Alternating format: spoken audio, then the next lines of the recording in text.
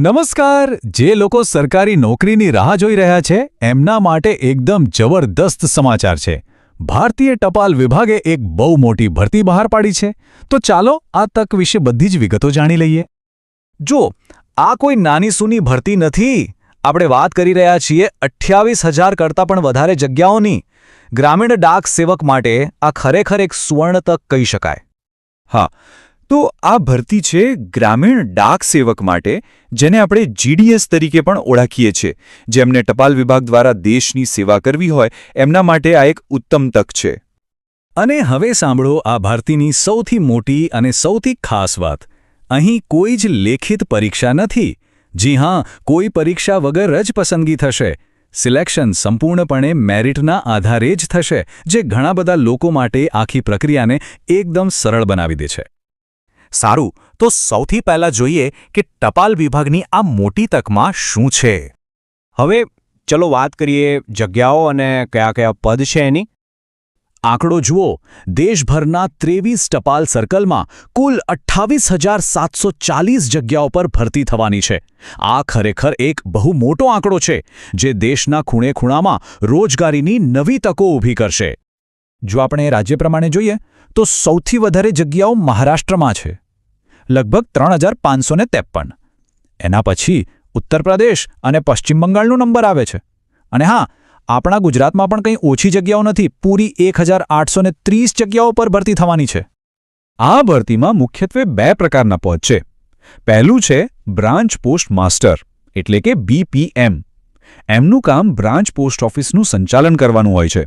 અને બીજું પદ છે આસિસ્ટન્ટ બ્રાન્ચ પોસ્ટ માસ્ટર, એટલે કે ABPM, જે BPMને એમના રોજના કામમાં મદદ કરે છે. તો આગળ વધીએ અને જોઈએ કે આ નોકરી માટે લાયકાત શું જોઈએ અને વયમર્યાદા શું છે. લાયકાત બહુ સીધી અને સરળ છે. ઉમેદવારે ગણિત અને અંગ્રેજી વિષય સાથે ધોરણ 10 પાસ કરેલું હોવું જોઈએ. એની સાથે જ જે તે વિસ્તારની સ્થાનિક ભાષા આવડવી જરૂરી છે. થોડું બેઝિક કમ્પ્યુટર નોલેજ અને હા, સાયકલ ચલાવતા આવડવું પણ જરૂરી છે. હવે વાત કરીએ ઉંમરની. અરજી કરવા માટે ઓછામાં ઓછી ઉંમર 18 વર્ષ અને વધુમાં વધુ 40 વર્ષ હોવી જોઈએ. અને હા, જે સરકારી નિયમો છે એ મુજબ અનામત વર્ગના ઉમેદવારોને ઉપલી વયમર્યાદામાં છૂટછાટ પણ મળશે. સારું, હવે આવે છે 2 સૌથી મહત્વના મુદ્દા. પસંદગી કેવી રીતે થશે અને પગાર ધોરણ શું રહેશે. મેં પહેલાં કહ્યું એમ આમાં કોઈ પરીક્ષા નથી. પસંદગી પ્રક્રિયા સંપૂર્ણપણે મેરિટ પર આધારિત છે. મતલબ કે ધોરણ 10માં જે માર્ક્સ આવ્યા હશે એના આધારે જ એક મેરિટ લિસ્ટ બનશે અને એ પ્રમાણે જ ઉમેદવારોની પસંદગી થશે. એકદમ પારદર્શક પ્રક્રિયા. પગારની વાત કરીએ તો બ્રાન્ચ પોસ્ટ માસ્ટર એટલે કે BPM માટે માસિક પગાર 12,000 રૂપિયાથી લઈને 29,000 રૂપિયા સુધીનો રહેશે. જ્યારે અસિસ્ટન્ટ બ્રાન્ચ પોસ્ટ માસ્ટર એટલે કે ABPM માટે આ રકમ 10,000 રૂપિયાથી 24,470 રૂપિયા સુધીની હશે. અને હવે છેલ્લે જાણી લઈએ બધી મહત્વની તારીખો અને અરજી કરવાની આખી પ્રોસેસ શું છે. આ તારીખો ખાસ નોંધી લેજો. ઓનલાઈન અરજી 31 જાન્યુઆરીથી શરૂ થશે અને 14 ફેબ્રુઆરી સુધી ચાલશે. ફી ભરવા માટે છેલ્લી તારીખ 16 ફેબ્રુઆરી છે. અને એવી અપેક્ષા છે કે પહેલું મેરિટ લિસ્ટ 28 ફેબ્રુઆરીએ જાહેર થઈ શકે છે. અરજી કરવાની પ્રક્રિયા પણ એકદમ સરળ છે.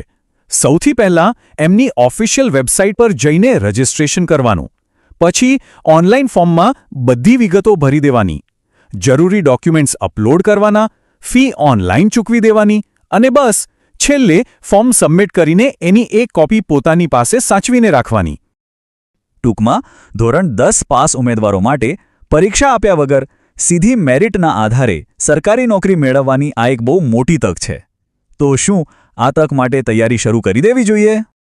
વધારે માહિતી જોઈતી હોય કે અરજી કરવી હોય તો એમની સત્તાવાર વેબસાઇટ indiapostgdsonline.gov.in પર જ જવાનું.